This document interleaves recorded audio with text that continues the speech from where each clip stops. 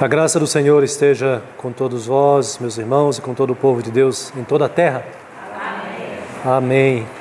Louvado seja o nosso Deus que nos dá essa alegria de podermos cultuá-lo. É um privilégio nós podermos nos reunir para cultuar ao nosso Deus, sabendo que Ele aceita a nossa adoração, nosso louvor, e ainda que sejamos pecadores, como somos, imperfeitos, mas o Senhor é misericordioso e nos dá um coração contrito e reverente para que possamos adorá-lo e servi-lo.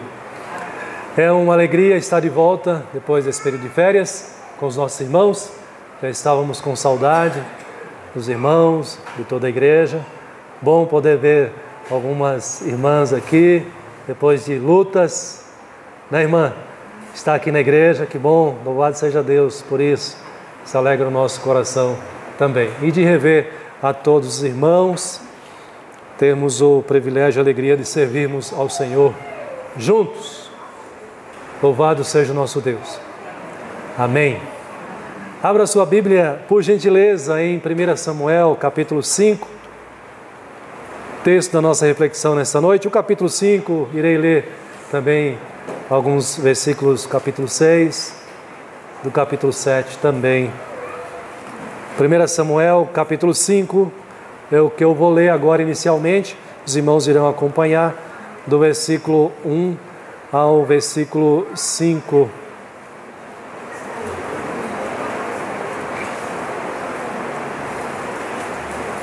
Primeira Samuel, capítulo 1, versículos de 1 a 5.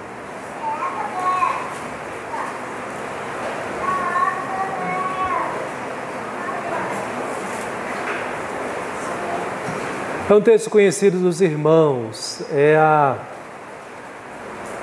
continuação da luta entre Israel, os israelitas, os judeus e os filisteus, e as consequências da desobediência deles ao Senhor, nosso Deus, o Deus soberano.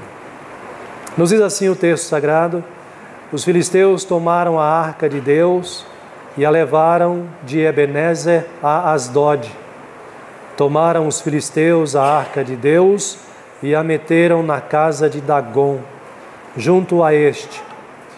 Levantando-se, porém, de madrugada os de Asdod, no dia seguinte, eis que estava caído Dagom com o rosto em terra, diante da arca do Senhor. Tomaram-no e tornaram a pô-lo no seu lugar. Levantando-se de madrugada no dia seguinte, pela manhã, eis que Dagom jazia de bruços diante da arca do Senhor.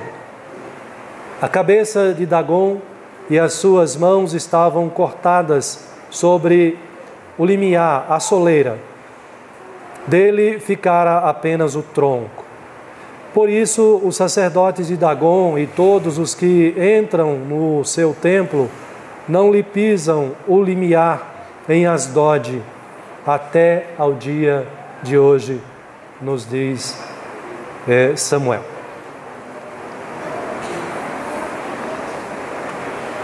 Meus irmãos, esse texto é um texto que chama bastante a nossa atenção,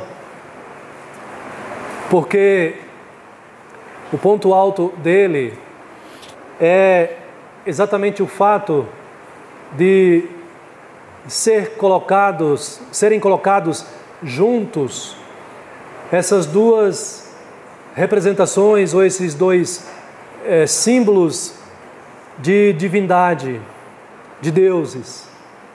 De um lado, nós temos a Arca da Aliança e, de outro lado, nós temos o Deus dos filisteus, chamado de Dagom. Nós sabemos que, de um lado, nós temos o símbolo, a simbologia, a representação do Deus verdadeiro e único. E, do outro lado, nós temos a representação dos ídolos, dos falsos deuses, através do Deus dos filisteus chamado de Dagon. Mas nós sabemos que esta é a realidade, os ídolos, é a realidade do povo, do homem, do ser humano sem Deus. Do homem, da mulher que não foram convertidos ao Evangelho. Não colocam a sua fé e nem entregaram as suas vidas para o Deus da Bíblia. E nós sabemos, e é sobre isso que eu quero falar com os irmãos nesta noite, que o Deus da Bíblia, Ele é o verdadeiro e o único Deus. Não existe nenhum outro. E você concorda comigo nesta afirmação, eu sei disso. Porque é assim que esse Deus é revelado nas Escrituras Sagradas, na sua palavra, na palavra dele, na palavra de Deus.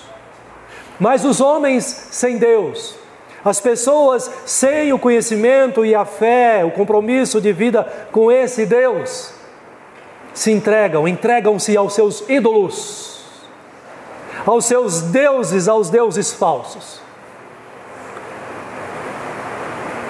Samuel Vieira, na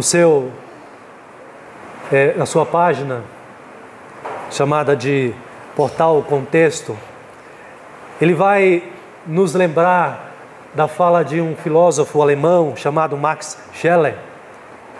E esse filósofo disse uma coisa importante, por isso eu trago aqui para os irmãos, dentro dessa perspectiva dos homens, das pessoas sem Deus, que se entregam aos seus ídolos. E na verdade ele vai falar da realidade de todo ser humano. Ele vai dizer o seguinte, que há uma lei que é essencial, uma lei que é vital. Que lei é essa que ele vai dizer que é? E nós concordamos com ele.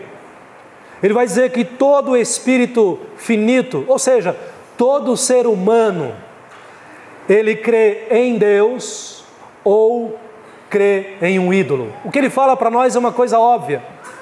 Para nós isso é fato, isso é certo. O ser humano, ele é um ser religioso. Ele foi criado para adoração. E, portanto, não tem outra escapatória para o ser humano. Ou ele adora a Deus, ou ele é compromissado com Deus, ou ele entregou a sua vida para esse Deus, o Deus da Bíblia, o Deus das Escrituras, ou ele está entregue aos ídolos, a qualquer deles que ele mesmo escolheu. Nesse sentido ainda, Samuel vai nos lembrar de uma fala de Lutero também, que é muito interessante. Lutero diz assim: Deus é tudo o que prende o nosso coração. O que ele quer dizer com isso? Deus é tudo o que prende o nosso coração. Significa que se você crê em Deus, o seu coração está envolvido, tomado por esse Deus. Não há espaço para nenhum outro ser, para nenhum outro ídolo. Mas há um problema. E qual é o problema?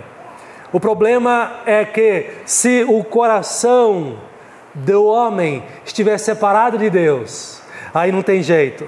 Se o coração do homem estiver separado de Deus, o Deus da Bíblia, que é o Deus verdadeiro e único, qualquer outra coisa que lhe dê esperança, qualquer outro ser que lhe dê significado para a sua vida, tomará o seu coração, será a sua divindade, será o seu Deus, que não o Deus da Bíblia.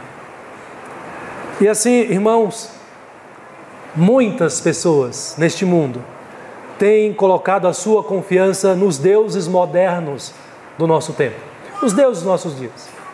Muitos têm colocado a sua confiança e a sua esperança na riqueza, ou, se não é rico, na busca da riqueza.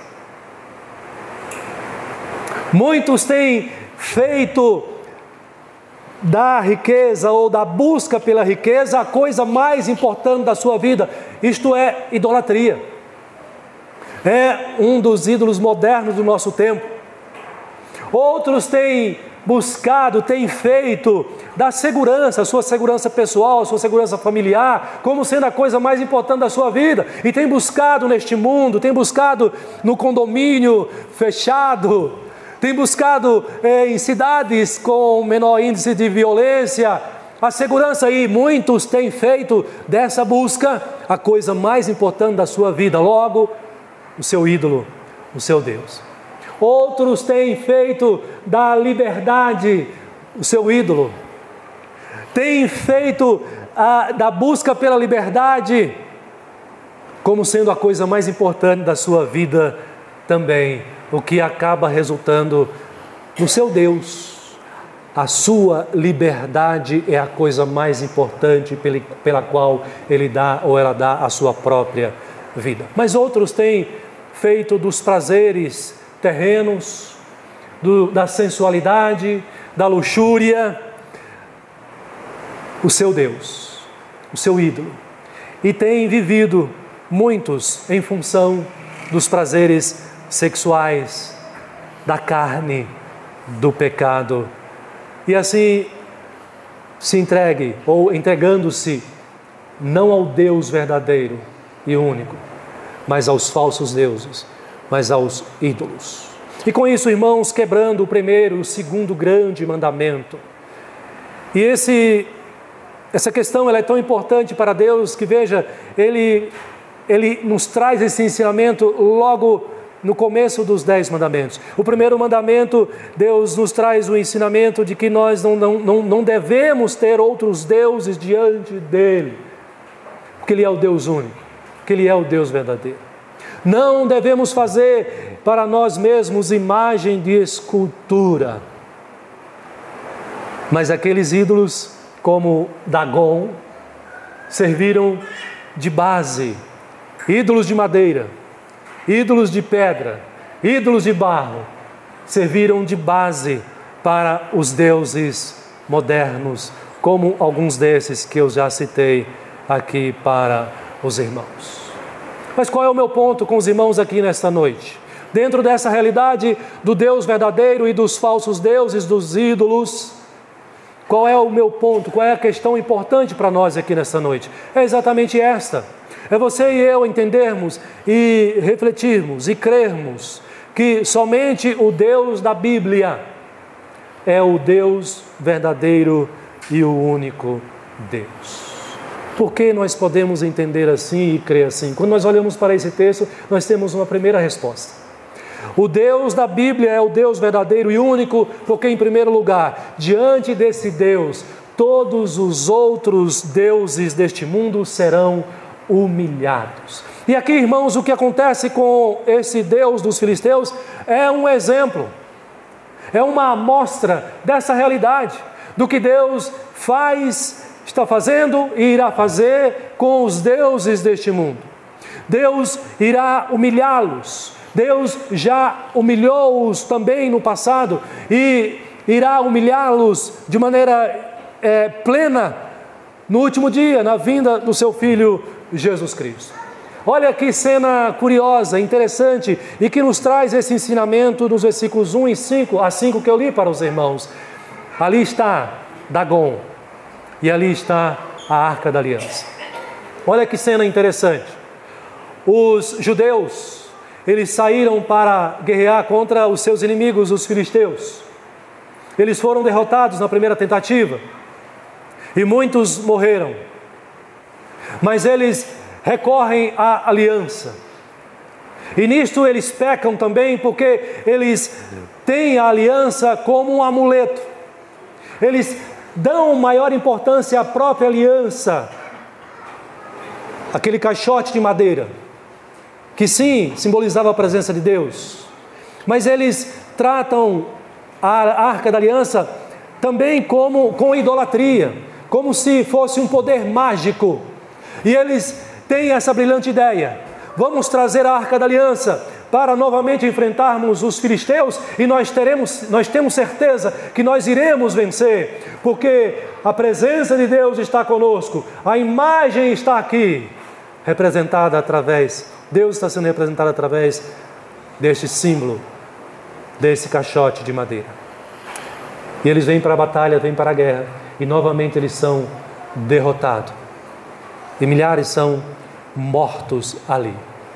Os judeus voltam para a sua terra, aqueles que sobraram, humilhados. Mas os filisteus não se contentam em humilhar apenas o exército dos hebreus. Eles querem dominar e humilhar também o seu Deus. E o texto nos diz que os filisteus, eles matam os sacerdotes, os filhos de Eli, que estão ali conduzindo a Arca da Aliança, e eles tomam a Arca da Aliança. Isso significa que eles dominam o Deus dos hebreus. Eles têm a vitória na mão. Eles derrotam os soldados, o exército, o poder, o povo de Israel, mas eles derrotam também o Deus de Israel. E eles ficam contentes, radiantes e celebram e festejam isso. O Deus de Israel, aquele Deus que agiu tremendamente, poderosamente, dando aos israelitas aquela vitória extraordinária no Egito. Esse Deus que era temido por todas as nações, agora está sobre o poder, sobre o domínio dos filisteus. E agora eles pegam aquela Arca da Aliança, que representam o Deus de Israel, e levam a Arca da Aliança para a sua cidade, a principal cidade dos filisteus. E não apenas isso, eles conduzem a Arca da Aliança para dentro do templo do seu Deus, o Deus mais importante, o Deus maior, chamado Dagon. Dagon significa um peixe, a palavra tem esse significado. E, de fato, a imagem de Dagon, o seu tronco na parte superior era representada por mãos, braços, cabeça, mas a parte inferior era representada por uma espécie de cauda de peixe. Então tem essa relação com um peixe, mas mais importante do que isso, era a importância que esse Deus tinha, não apenas para os moradores dessa cidade, de Asdod. Esse Deus, ele era reverenciado e adorado por uma multidão de pessoas, por toda a Mesopotâmia. Ele tinha uma influência, ele era reconhecido, era o Deus da fertilidade, principalmente em relação aos cereais, que era a base da cadeia alimentar dos filisteus na época e de todo o povo na época também. Eles acreditavam que esse Deus abençoava a colheita, o produto da terra, os cereais, e esse Deus, ele era reverenciado em muitos lugares. Esse Deus é curioso, interessante, porque ele é reconhecido, inclusive, quando os filisteus derrotam Sansão. Já ouviu falar de Sansão? Lá no texto de Juízes, capítulo 16, traz essa referência dizendo o seguinte: quando eles capturam Sansão, eles dizem: então os príncipes dos filisteus se ajuntaram para oferecer grande sacrifício ao seu Deus. Dagon, já era esse Deus.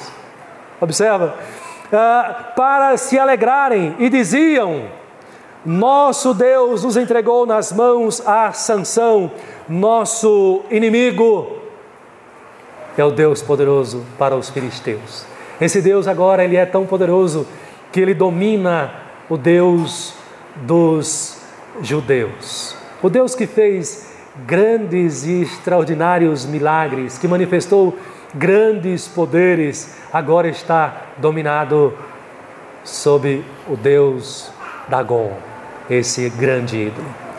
Pelo menos era isso que pensavam os filisteus. Mas o que vai acontecer na continuação da história, irmãos? Esse Deus, o Deus verdadeiro, o único Deus, ele não pode ser dominado por ninguém, muito menos por um ídolo.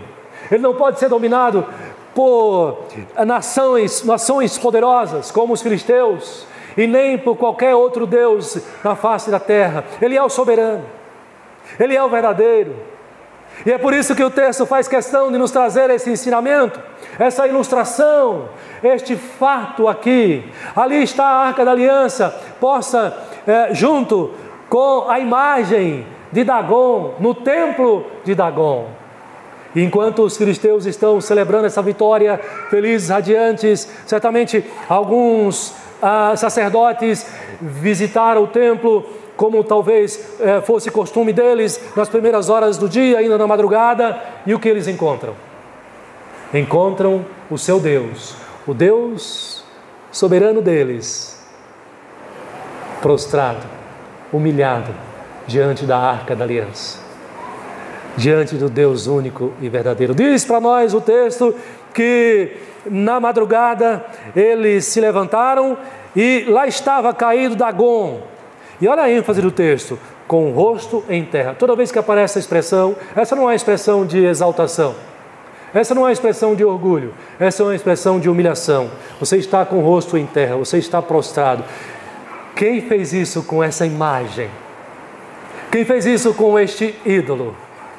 O Deus Todo-Poderoso, o Deus das Escrituras, o verdadeiro Deus. Mas os filisteus não se contentam. Eles não admitem essa derrota. Eles não admitem que o seu Deus seja humilhado, que o seu ídolo seja humilhado, porque este é o seu Deus, o Deus poderoso, o Deus da fertilidade. E eles insistem. E quem sabe chama mais um ou outro ali e coloca de volta na posição de origem, onde ele era reverenciado e adorado, Dagon. E lá está de volta. Mas o texto prossegue e diz que na madrugada seguinte, eles encontram agora Dagon caído diante da arca do Senhor. Isso é humilhação.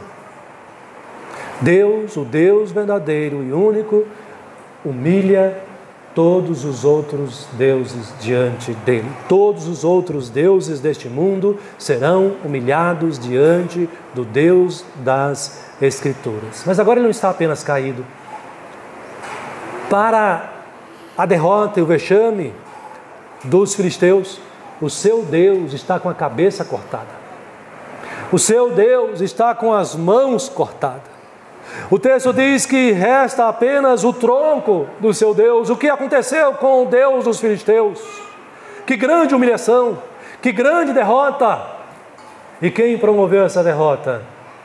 O Deus verdadeiro, o Deus das Escrituras, o Deus Todo-Poderoso.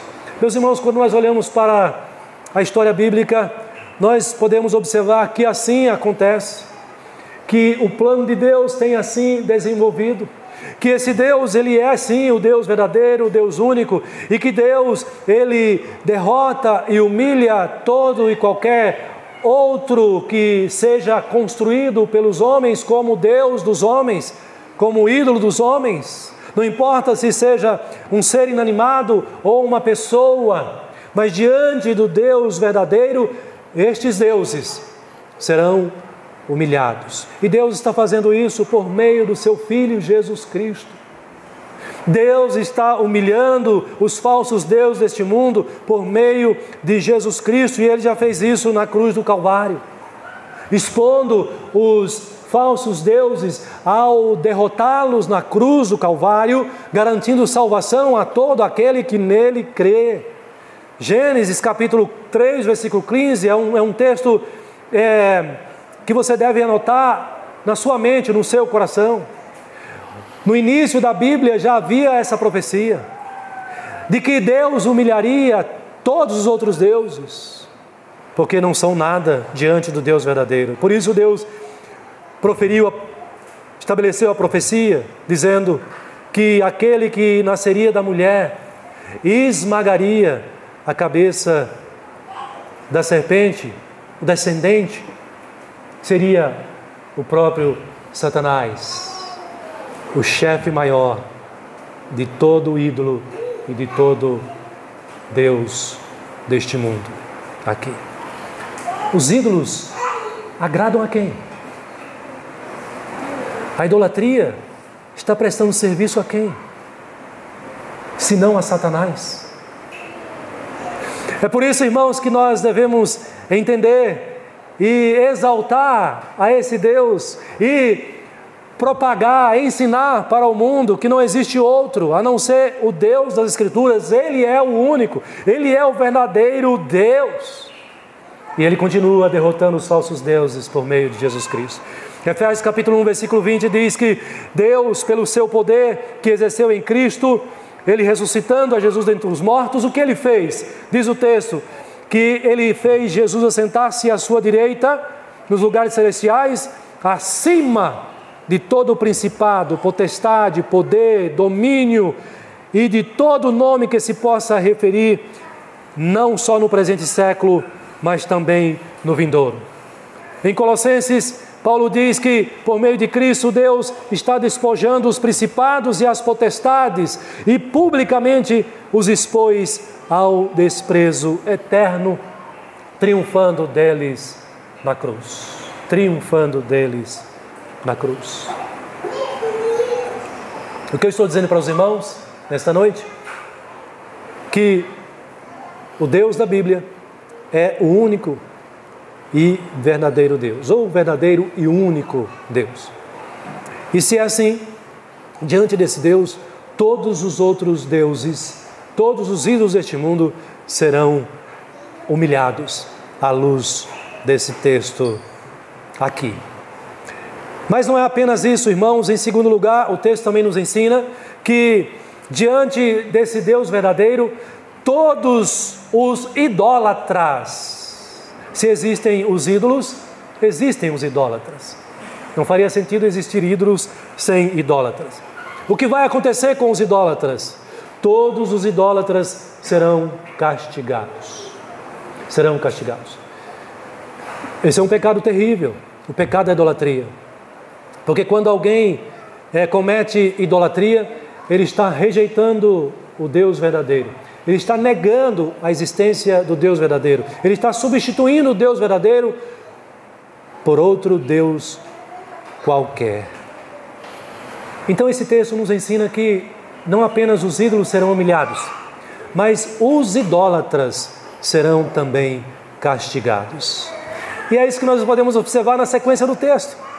No capítulo 5, a partir do versículo 6, Deus não apenas humilhou o Dagon, mas Deus também castigou os filisteus, que adoravam o falso Deus, o Dagon. O texto diz no versículo 6 que, porém, a mão do Senhor castigou duramente os de Asdod, e os assolou, e os feriu com tumores. Os feriu com tumores. Meus irmãos, para que está esse registro aqui?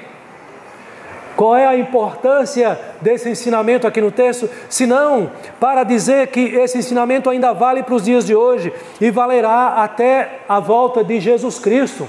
Senão para dizer qual será o fim de todos os idólatras.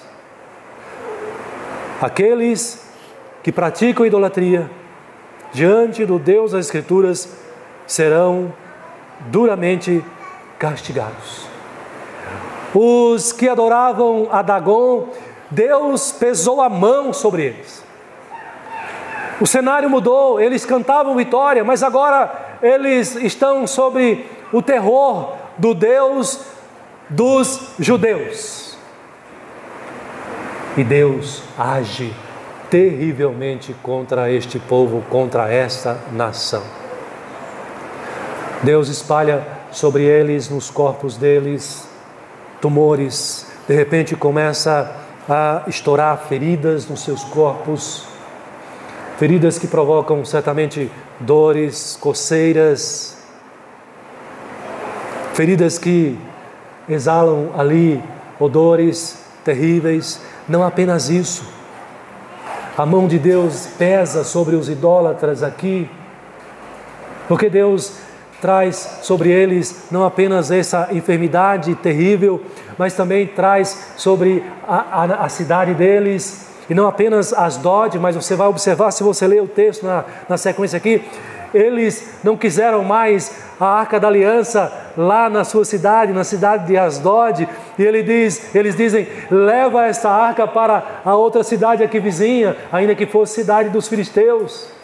E para cada cidade que a arca era levada, a praga, o castigo de Deus era sobre eles. Tumores surgiam em seus corpos e ratos tomavam conta das suas cidades, das casas, desde os mais humildes até os palácios dos príncipes de cada cidade. A mão do Deus terrível, a mão do Deus todo-poderoso, que não admite a idolatria, que pune aqueles que o substituem por outros que não têm nenhum valor, que não têm nenhum poder, que não têm nenhum sentido. para esta realidade e muito menos para a realidade eterna. Esse texto nos ensina que os idólatras serão castigados diante do Senhor. Irmãos, a mão de Deus foi tão pesada sobre os filisteus que, ao chegar a arca lá em uma das suas últimas cidades, os moradores daquela última cidade, eles clamavam para as autoridades para que fosse tirada a arca da cidade deles e fosse devolvida para os judeus. Depois de 7 meses, a arca é devolvida. Mas repare como diziam estes da última cidade, eles imploravam: devolvei a arca de Deus, do Deus de Israel, levem ela de volta para o seu lugar, para que não mate nem a nós, nem a nosso povo, diz o texto, porque havia terror de morte em toda a cidade, e a mão de Deus castigara duramente ali. Os homens que não morriam eram atingidos com tumores, e o clamor da cidade subiu até os céus. Subiu até os céus. Eu disse para vocês, e Lutero também diz isso, que o ser humano, ele foi criado para a adoração. E não existe outra alternativa, outra opção. Ou ser humano, ou você adora a Deus, ou você adora a um ídolo qualquer. O que nós estamos aprendendo aqui nesse texto, com base nesse texto, é que diante do Deus verdadeiro, e só existe um Deus, que é o Deus revelado na Bíblia, os ídolos serão humilhados. Mas não apenas os ídolos serão humilhados, mas os que adoram os ídolos serão também castigados. Mas há uma terceira lição que eu quero deixar no seu coração e na sua mente. Diante do Deus verdadeiro e único, todos os idólatras serão obrigados a dar glória a esse verdadeiro Deus. Foi isso que aconteceu com esses idólatras filisteus aqui. Eles chamaram seus conselheiros, eles chamaram seus sacerdotes, eles foram convencidos de que precisava devolver a Arca da Aliança de volta para os israelitas, mas eles não sabiam como. Diante de tamanho pavor imprimido por este Deus Todo-Poderoso, eles não queriam errar mais uma vez, e eles consultaram seus sacerdotes: como nós vamos devolver a arca? O que nós precisamos fazer para devolver a arca? O primeiro conselho para os filisteus foram: vocês precisam devolver a arca, mas vocês precisam fazer sacrifícios e ofertas pela culpa de vocês. O que significava eles reconhecerem que eles erraram. O que significava que eles deveriam reconhecer que eles estavam em pecado diante do Deus dos judeus. Mas não foi apenas isso, a orientação, ou essa a orientação, a exortação dada para eles. Como nós devemos devolver a arca?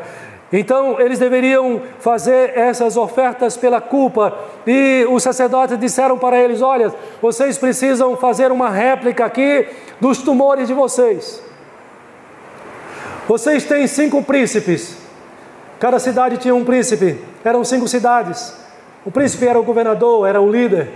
Então, para cada príncipe, você vai fazer a representação em ouro de um tumor. Serão 5 réplicas de tumor em ouro. Mas também vocês vão fazer réplicas dos ratos, as pragas, em ouro. Essa será a oferta pela culpa.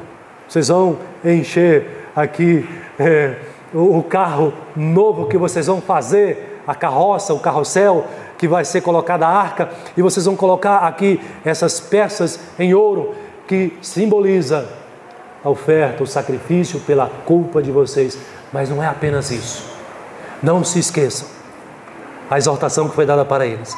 Vocês também, ao fazerem isso, vocês precisam dar glória ao Deus de Israel. O versículo 5 diz: fazei umas imitações dos vossos tumores e dos vossos ratos, versículo 5 do capítulo 6, que andaram destruindo a terra. Então veja, os ratos destruíam a terra. Os tumores destruíam os corpos, destruíam os homens, as pessoas, homens e mulheres. Mas o texto diz, vocês precisam fazer essas ofertas, e ele diz, dai glória ao Deus de Israel. Porventura, torçam, fiquem na torcida, para que ele alivie a sua mão de cima de vós, e do vosso Deus e da vossa terra. Qual é o meu ponto aqui, irmãos?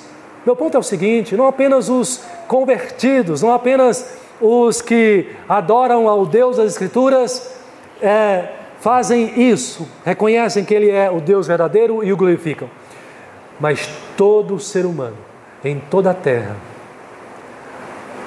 haverá de chegar o dia em que todo joelho se dobrará e toda língua confessará. Não importa se adoraram a Dagon, não importa se adoraram a Maria, não importa se adoraram a Francisco, não importa se adoraram a riqueza, não importa se viveram em função dos prazeres sexuais, não importa se viveram em função dos prazeres deste mundo ou de qualquer outro ídolo, não importa, porque diante do Deus verdadeiro, o Deus da Bíblia, todos um dia irão se prostrar. A Escritura diz isso, né? Romanos capítulo 14, versículo 11 diz, porque está escrito, por minha vida, diz o Senhor, diante de mim se dobrará todo joelho e toda língua dará louvores a Deus. Olha o poder deste Deus. Olha a grandeza deste Deus. O Deus que exige que todos os glorifiquem, ainda que não estejam vivendo em obediência, mas diante desse Deus, toda boca se calará, não haverá reclamação, não haverá relutância, porque a glória de Deus em Cristo Jesus constrangerá ao pior dos ímpios, ao coração mais endurecido, e ele será obrigado a reconhecer que somente o Deus das Escrituras é o Deus verdadeiro, é o Senhor dos Senhores. Mas eu quero deixar com você uma quarta lição e última lição nesta noite aqui, irmãos. Diante do Deus das Escrituras, todo o seu povo, e quem é o povo de Deus?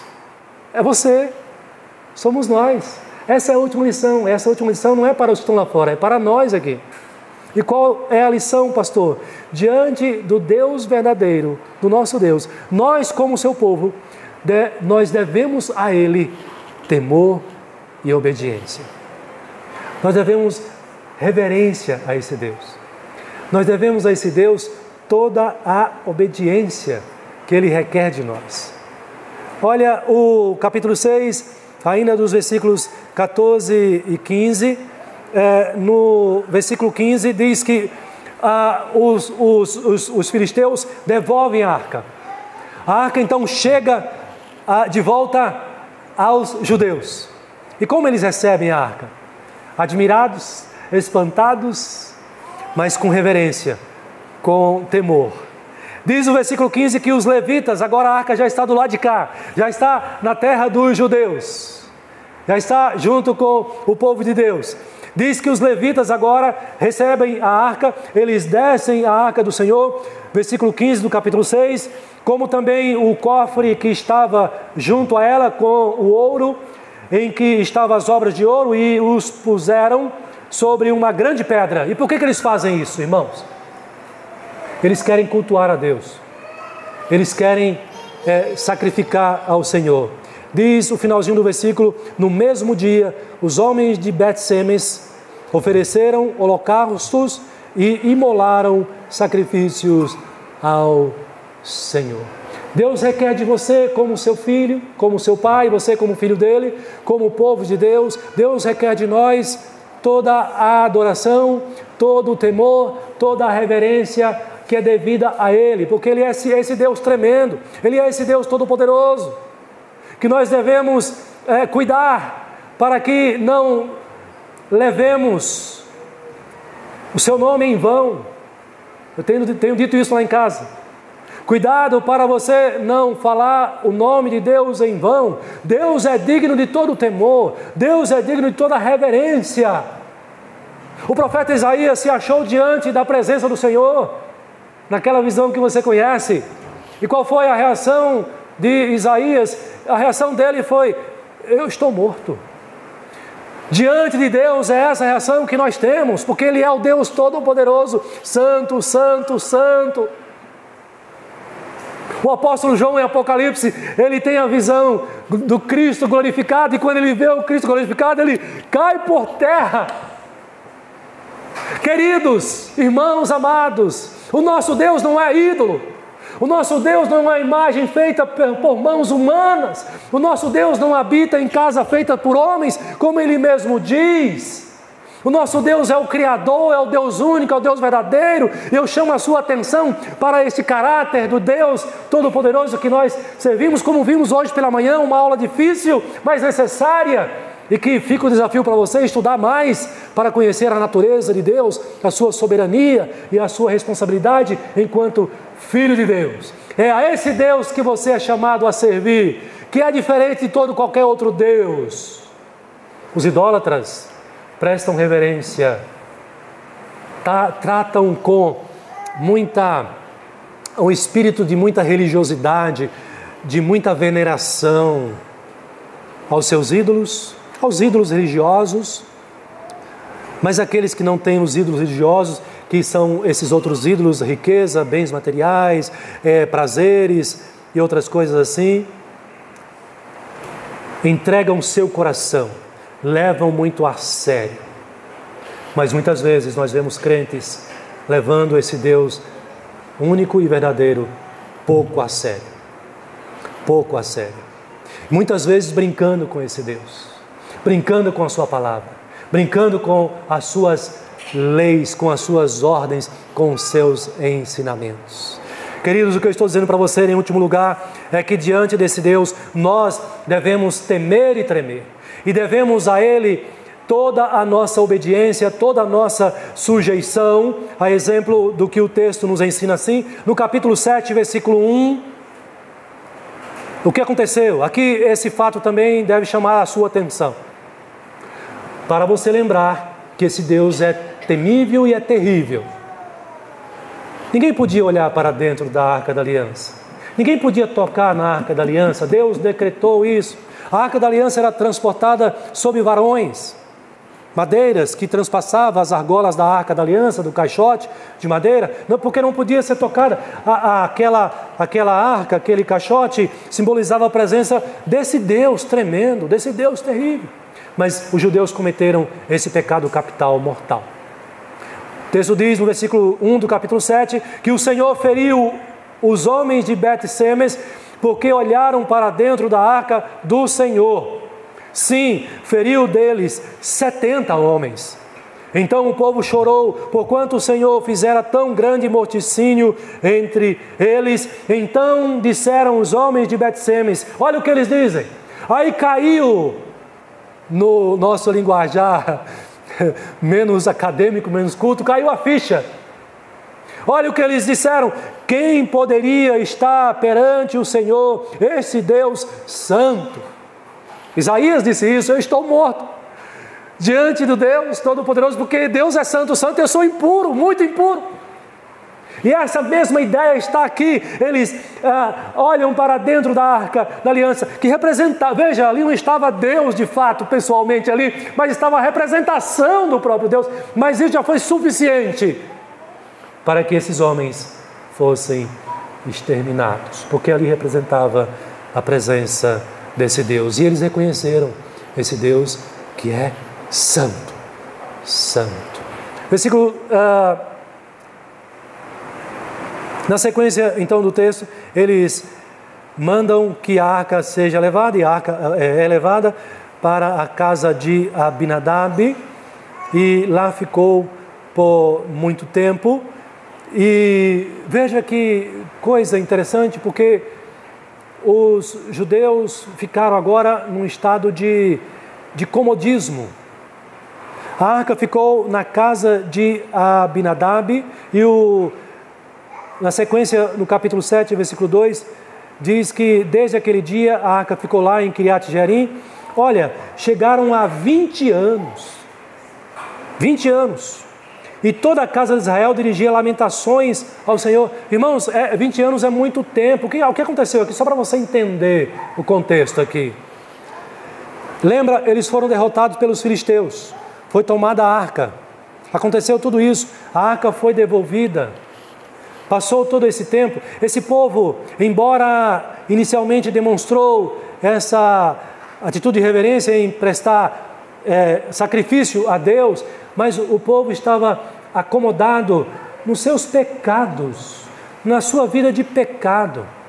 Não havia temor ainda, como Deus exige, não havia obediência à palavra de Deus ainda. Eles se acomodaram.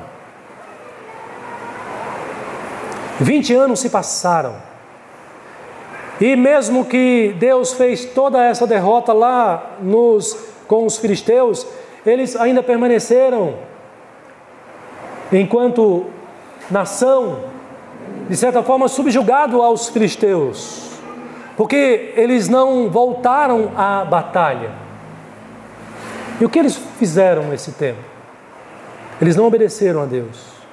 Eles não estavam vivendo uma vida de obediência ao Senhor. E eles começam a clamar a Deus. O versículo 2 diz que eles dirigem lamentações ao Senhor. E aí vem o servo de Deus agora, Samuel. Veja a importância do pastor no meio do povo de Deus. Samuel aqui, o sacerdote do Senhor, desafia o povo. O povo está acomodado. Mas como povo de Deus, nós não podemos viver acomodados, não podemos viver em pecado. Deus nos chama a viver uma vida de obediência, de pureza, de serviço a Deus. E Samuel, então, ele desafia o povo. Olha o que Samuel vai dizer para o povo no versículo 3. Falou Samuel a toda a casa de Israel, dizendo: se é de todo o vosso coração que voltais para o Senhor. Observe aqui que é uma atitude de arrependimento. Nós queremos obedecer a Deus. Nós queremos voltar a servir ao Senhor. Então Samuel diz: se vocês estão sendo honestos nisso e sinceros nisso, o que vocês precisam fazer? Olha o que o povo estava fazendo, como eles estavam vivendo, gente. Igual os filisteus, na idolatria. Por quê? Samuel vai dizer: tirai dentre vós os deuses estranhos e os astarotes, e preparai o coração ao Senhor, e servi a Ele só. Só Deus é digno de adoração. Só Deus é digno que nós vivamos para o seu serviço, para a obediência a Ele, a sua palavra, a sua vontade. E então Samuel diz: se vocês assim fizerem, Ele vos livrará das mãos dos filisteus. Então os filhos de Israel tiraram dentre si os Balaíns e os Astarotes e serviram ao Senhor. E na sequência do texto você vai observar que Deus os abençoa quando o povo serve ao Senhor, obedece ao Senhor. Deus traz sobre eles a bênção e eles vencem os filisteus. E os filisteus, por muitos anos, não puderam lutar e vencer e subjugar os judeus novamente. Quando o Filho de Deus obedece a Deus, quando o Filho de Deus teme a Deus, quando os crentes entendem a importância de dar a Ele toda a reverência devida, de dar a Ele toda a obediência à sua palavra e a tirar do seu coração os seus ídolos, Deus abençoa grandemente o seu povo e o usa para o crescimento do seu reino neste mundo aqui. Mas quando o povo de Deus vive no pecado, quando o povo de Deus vive conservando ídolos no seu coração, Deus reprova esses crentes. Deus não aceita o seu culto, a sua adoração, e se faz necessário um arrependimento e uma volta para a casa do Senhor, para a presença do Senhor. O que você está aprendendo aqui nesta noite? Que o Deus da Bíblia, Ele é o Deus verdadeiro e único Deus. Porque eu disse para você, em primeiro lugar, porque diante desse Deus todos os ídolos serão humilhados. Diante desse Deus todos os idólatras serão castigados. Diante desse Deus, todos os idólatras serão obrigados a reconhecer Ele como Deus e a glorificá-lo. E em último lugar, diante desse Deus, você e eu, que somos povo de Deus, nós devemos temer, tremer e viver em obediência ao Senhor. Agostinho, você já ouviu falar dele? Afirma que os homens adoram o que usam e, ao mesmo tempo, usam o que adoram. Observe que é uma relação muito íntima, né? Do Deus que nós temos e da nossa prática, da nossa vida. Os homens adoram o que usam e usam o que adoram.